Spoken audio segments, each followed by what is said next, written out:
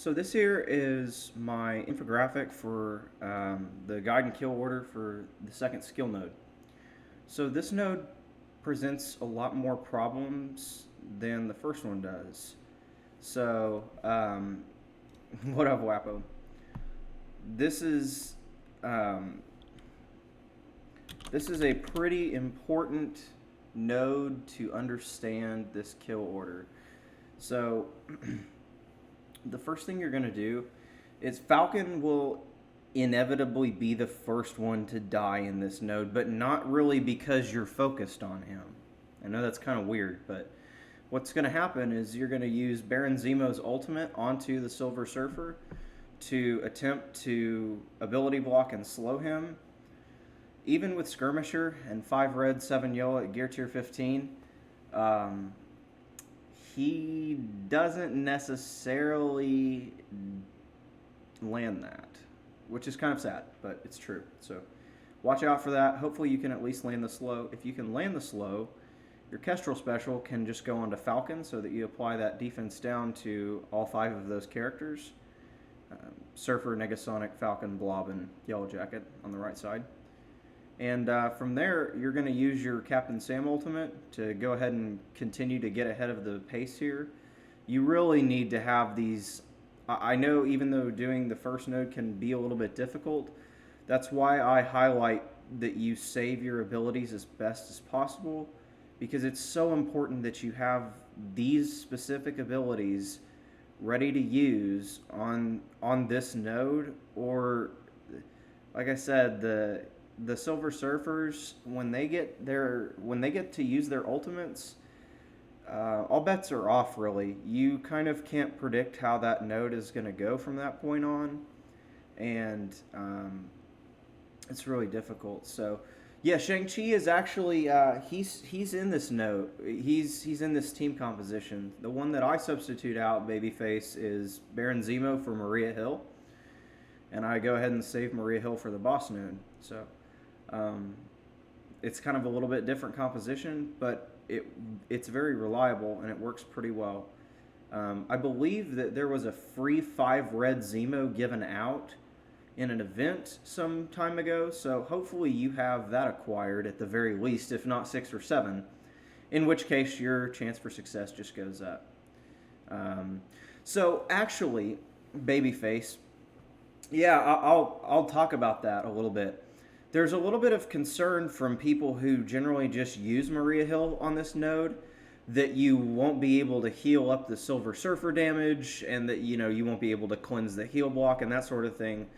But the idea behind this composition is actually to just run on them so that you get so far ahead of the enemy team that they never take turns.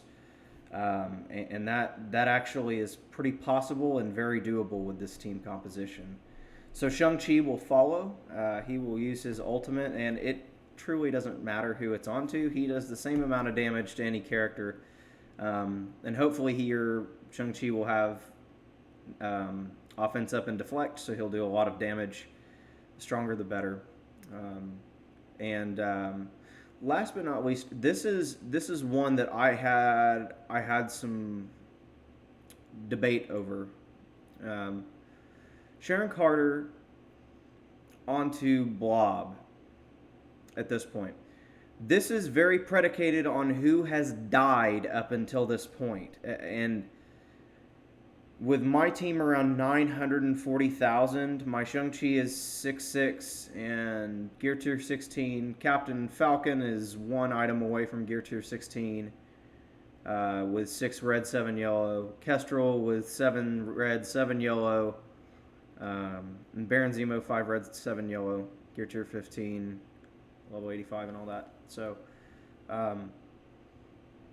yeah, I have a stronger team, and I realize that not everyone may have the luxury of using Sharon Carter's basic here, but it's just important that you get it onto a target with defense down. I just didn't necessarily include that in this infographic, but generally speaking, because of Kestrel Special, Blob will retain defense down throughout that node, so you can use Sharon Carter's basic if you feel comfortable doing that, or if you feel like you need to stun up another member, or if you have plowed through this node and the second wave has already dropped, which can happen, I have seen it, then you might consider stunning the surfer that just dropped with Sharon Carter's ultimate, for example. So this is a difficult one to communicate to everybody. So some general advice, obviously you guys can read this, but controlling the Silver Surfers is really your first goal on this node. With this composition, you're going to be able to, you'll be faster than them, so you will have an opportunity to control them. You just need to have Kestrel Special and Captain Falcon Ultimate, and I would even say you kind of need Shang-Chi's Ultimate available turn 1. You got to save those 3. If you have Sharon Carter's Ultimate, all the better. I would not recommend using her special because it's imperative that you save it for the boss node. On the second wave, one thing that I found annoying, hey, thanks man, I appreciate that. I found that it really does help to control Magneto as well if you can manage that on the second node. Sometimes you don't have the power to manage that. Focus the Silver Surfer certainly, but if you can prevent Magneto from ulting, that will also really help you out on this node. It's kind of a secondary objective for me. And just kind of a final comment, I've switched my Baron Zemo over to Skirmisher from Raider. It just ensures that he's, like I said earlier, that he can land that ability block and slow and clear the positive effects, like defense up on the Silver Surfers in the beginning. The more focused, the better. His isn't the greatest, but he's got a good kit, so he is still very usable. Using Raider on him, I only use Raider on him for war, and I have to go in and manually change that every time, which is kind of frustrating, but that's just the way it is right now with Scopely. So, another note, when the 5th enemy dies on this first wave, Wave 2 will drop. I've seen some inconsistency here over the course of my experience. Sometimes the second wave won't drop until... Sometimes it will drop at 4 enemies, but I just... Over the course of my logs, I've seen more when the 5th enemy dies. So, that's kind of...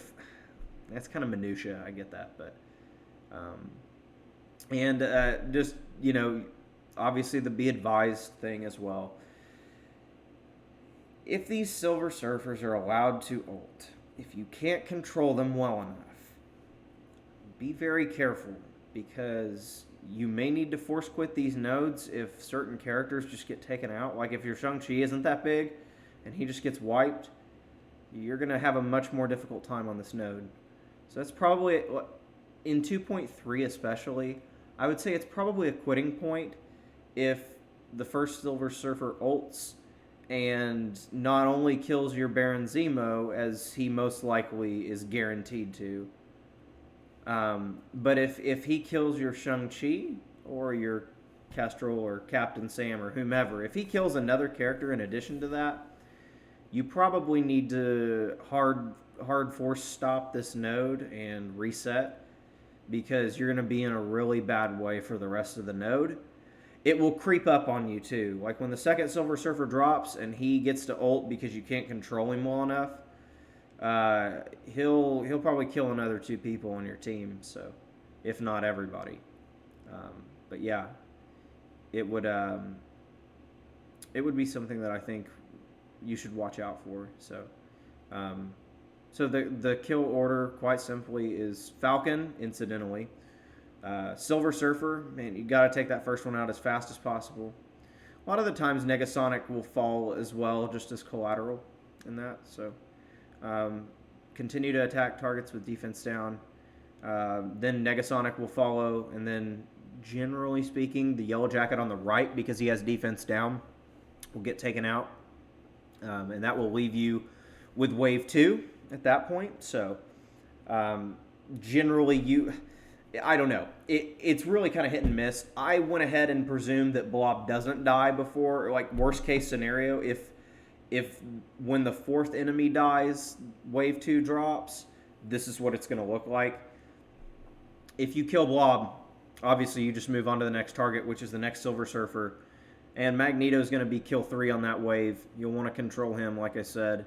And Polaris will generally just die incidentally, along with Wasp and Yellow Jacket and the Shield security. So they usually just die incidentally of you attacking that Silver Surfer. So, but anyways, that's a lot longer than I planned for this to be. I'm probably going to cut this up some, and I'll export it as a highlight to Twitch and YouTube.